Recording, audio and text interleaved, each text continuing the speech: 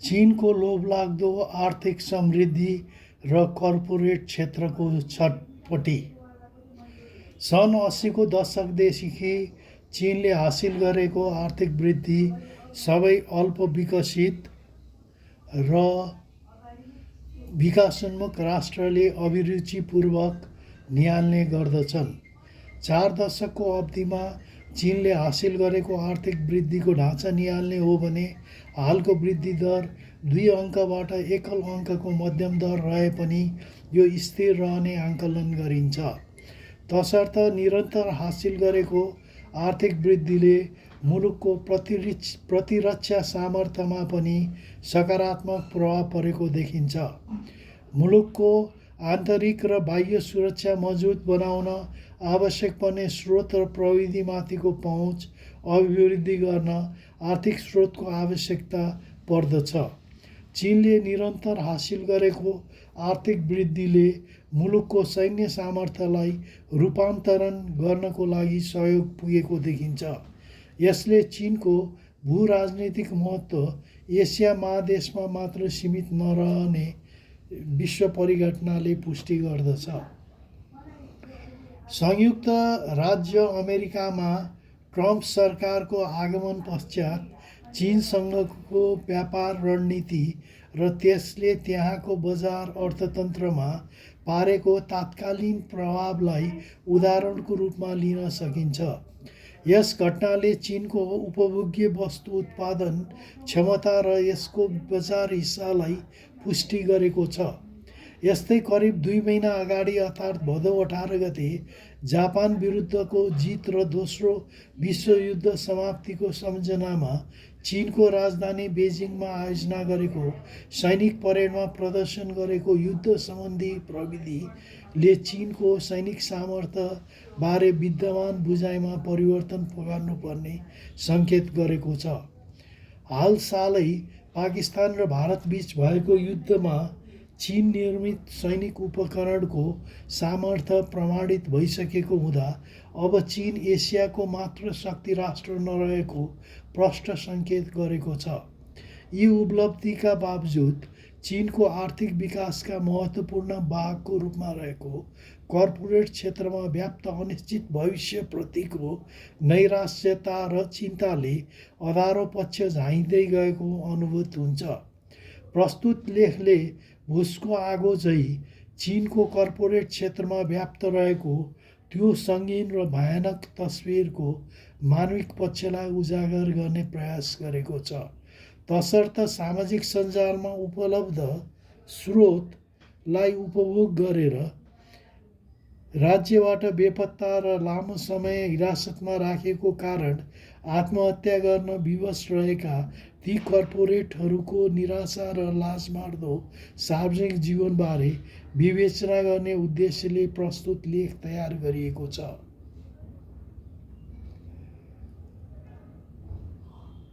हालै पत्रिकामा उल्लेख गरेको व्यक्ति यु फ्याक्जिन प्रतिनिधि पात्र हुन् जसले अग्रणी वैज्ञानिक प्रभावशाली उद्यमीको रूपमा परिचय बनाएका थिए। सैन्य अनुप्रयोगहरूको लागि उन्नत अर्धचालकको उत्पादन कार्य उनको विशेषज्ञतामा पर्दथ्यो, तर दुर्भाग्यवश उनी यो विशेषज्ञताको लागि कहिल्यै पत्रिकाको हेडलाइन समाचार बनेनन्। उनी चीनको भ्रष्टाचार विरोधी एजेन्सीबाट बन्द कारावासमा लगेको खुलासा भए पश्चात पत्रिका र सञ्चार माध्यमको हेडलाइन बने। स्मरण रहोस्, उनको कम्पनी सङ्घाईमा सूचीबद्ध ग्रेट माइक्रोवेभ टेक्नोलोजी हो। पछिल्लो समय ल्युजीलाई पनि हिरासतमा राखिएको विभिन्न स्रोतले पुष्टि गरेको छ। बढ्दो सङ्ख्यामा चिनिया व्यवसायीहरू यस्तो खालको हिरासतमा रहेको विभिन्न स्रोतबाट सार्वजनिक गरिएको छ। यस्तो हिरासतमा थुप्रै उद्यम व्यवसायीहरू रहेको लामो सूची सार्वजनिक हुनु चिन्ताको विषय हो। कोभिड महामारीको जालोबाट चीनको अर्थतन्त्र तङ्ग्रिन यिनै कर्पोरेटहरूको सकारात्मक योगदान थियो। व्यापार युद्ध निष्कर्षमा पुगेको विद्यमान परिवेशमा अत्याधिक उत्पादन र निर्मम बजार प्रतिस्पर्धाको कारण चीनले उत्पादन गरेको उपभोग्य वस्तुको बजार व्यवस्थापन थप पेचिलो बन्दै गएको बुझिन्छ। उत्पादित वस्तुले बजार नपाउँदा अहिले घाटामा गएका औद्योगिक फर्महरूको सङ्ख्याले कीर्तिमानी उचाइ हासिल गरेको आकलन गरिन्छ। यसले चीनका उद्यम व्यवसायलाई थप चिन्तित बनाएको विभिन्न स्रोतले उल्लेख गरेको पाइन्छ। यस प्रकार आर्थिक दृष्टिकोणबाट मुलुक अँध्यारो टनेल उन्मुख भएको सन्दर्भमा विद्यमान संस्थागत कमजोरीको कारण उद्योग व्यापार क्षेत्रका अभिजात वर्गलाई थप दयनीय बनाएको प्रतीक हुन्छ। उनीहरू उपरको अनुसन्धान र अदालतबाट भएको निर्णयले स्वतन्त्रतापूर्वक मुलुकभित्र यात्रा गर्न अधिकार कुण्ठित भएको छ। उनीहरूको बढ्दो आत्महत्याको घटनाले राज्यमाथि व्यापक दबाव बढेको विभिन्न स्रोतलाई उद्धृत गर्दै प्रमाणको रूपमा उल्लेख गरेको पाइन्छ। सरस्वती हेर्दा ल्युजीको नजरबन्दलाई असहजताको सबैभन्दा स्पष्ट स्रोतको रूपमा लिन सकिन्छ। सन् 2018मा जब यो प्रणालीको सुरुवात गरियो, यसले मुख्यतया कम्युनिस्ट पार्टीका सदस्यहरू र सरकारी अधिकारीलाई लक्षित गरिएको थियो। यसलाई 5 वर्ष पहिले चीनका सर्वोच्च नेता सी जिनपिङले सुरु गरेको भ्रष्टाचार विरोधी अभियानको एउटा अंशको रूपमा लिएको अवस्था थियो। तर हाल बारम्बार व्यापारीहरूमाथि निर्मम रूपमा निर्देशित भएको देखिन्छ। यो प्रणाली सामान्य प्रहरीसँग समानान्तर रूपमा चल्दछ। थुनामा राख्न अदालतको कुनै स्वीकृति आवश्यक पर्दैन। बन्दीहरूलाई वकिलको मानक सेवाहरू अतिरिक्त न्यूनतम मानवीय सुविधा समेत अस्वीकार गरिन्छ। ल्युजी नजरबन्दका नियमहरूमा परिवर्तनको सुरक्षा एजेन्टलाई 8 महिनासम्म मानिसहरूलाई समात्न, नयाँ अपराधको शङ्का लागेमा हिरासतको अवधि पुनर्ताजगी गर्न र कैदीहरूलाई अनन्त रूपमा सोधपुछ गर्न अनुमति दिन्छ। ल्युजी नजरबन्दका कक्षहरूमा सामान्यतया कुनै झ्याल छैनन्। त्यहाँ बत्तीहरू सधैँ बलिरहन्छन् र बन्दीहरूलाई प्रायः 24 घण्टा निगरानीमा राखिन्छ। हो, यस्तो निगरानी शौचालय प्रयोग गर्दा पनि गर्ने गरिन्छ। यस वर्ष सूचीकृत कम्पनीहरूमा मालिकहरू यो डरलाग्दो प्रणालीमा हराउँदै गएका छन्। विभिन्न स्रोतले सेप्टेम्बरको अन्त्यसम्म 39वटा यस्ता घटनाहरू गणना गरेको छ, जुन अघिल्लो वर्षको कीर्तिमानभन्दा बढी हो। तर यो फराकिलो चित्रको एक अंश मात्र हो। अधिकांश कर्पोरेट ल्युजी लक्ष्यहरू सूचीबद्ध नगरेका कम्पनीहरूका लागि काम गर्छन्, जसले लगानीकर्तालाई तिनीहरूका प्रमुख कार्यकारीहरू किन बेपत्ता भएका छन् भनेर व्याख्या गर्न बाध्य छैनन्। कुल हिरासतमा रहेकाहरू सन् 2024मा लगभग 50% बढेर 38,000को आसपास पुगेको अनुमान छ। अनुशासन निरीक्षणको लागि केन्द्रीय आयोगले गत वर्ष औषधि क्षेत्रका 60,000भन्दा बढी र वित्तीय क्षेत्रमा 17,000भन्दा बढी व्यक्तिहरू विरुद्ध केही प्रकारको अनुशासनात्मक कारबाही ल्युजीसहित गरेको बताएको छ।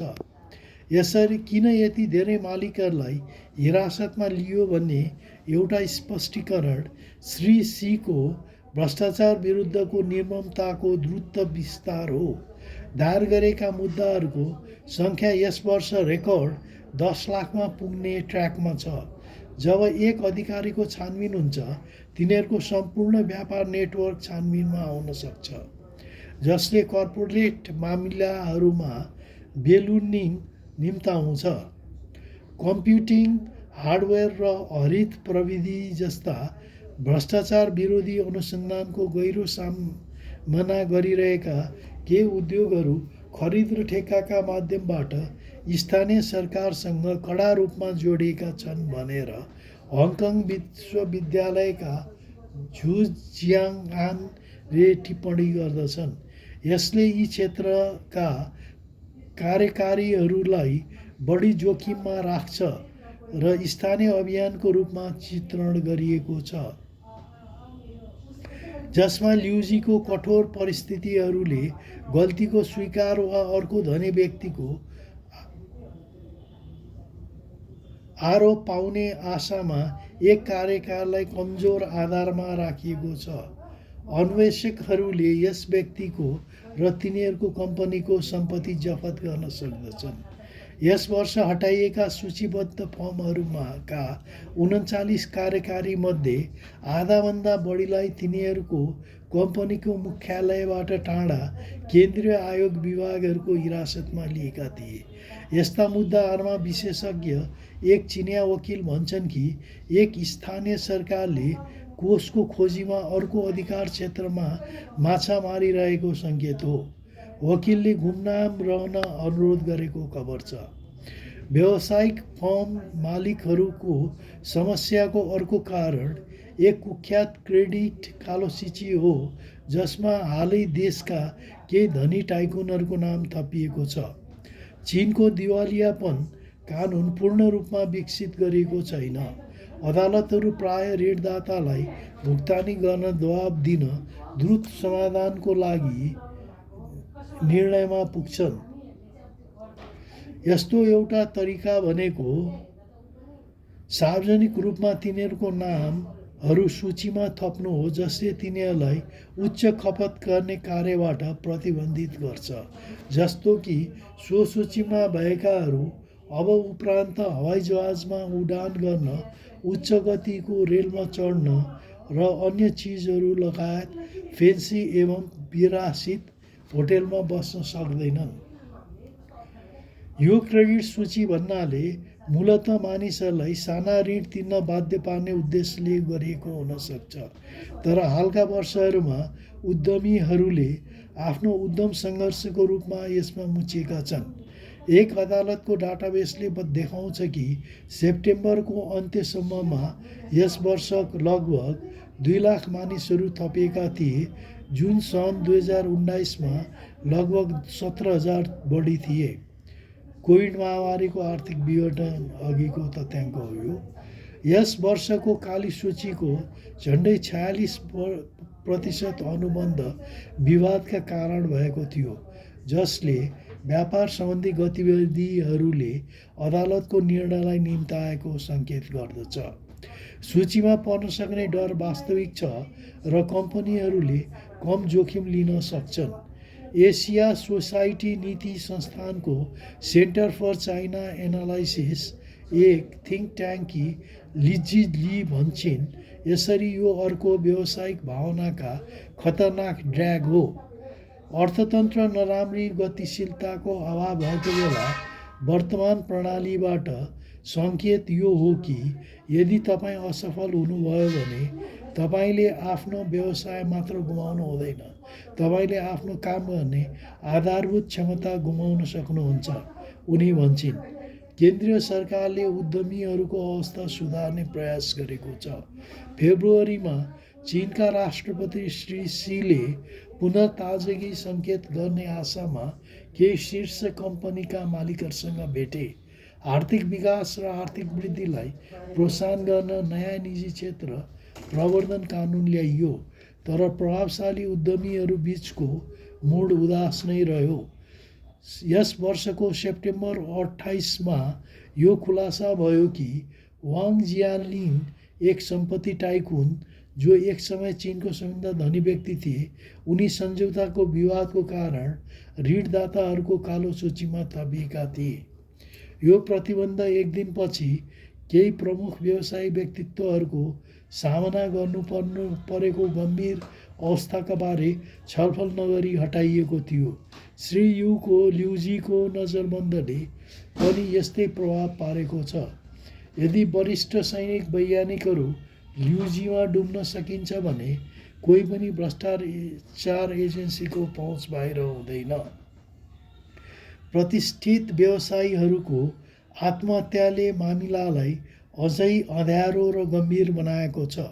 अप्रिल र जुलाईका बिचमा कम्तीमा 5 प्रमुख मालिकहरूले उच्च भवनबाट आफ्नो मृत्युवरणको लागि हाम पाले, जसले उद्यमीहरूमाथिको बोझको बारेमा चिन्तित सार्वजनिक छलफलको नेतृत्व गर्यो। वाङ लिनपेङको आत्महत्याले चीनलाई विशेष रूपमा स्तब्ध बनायो।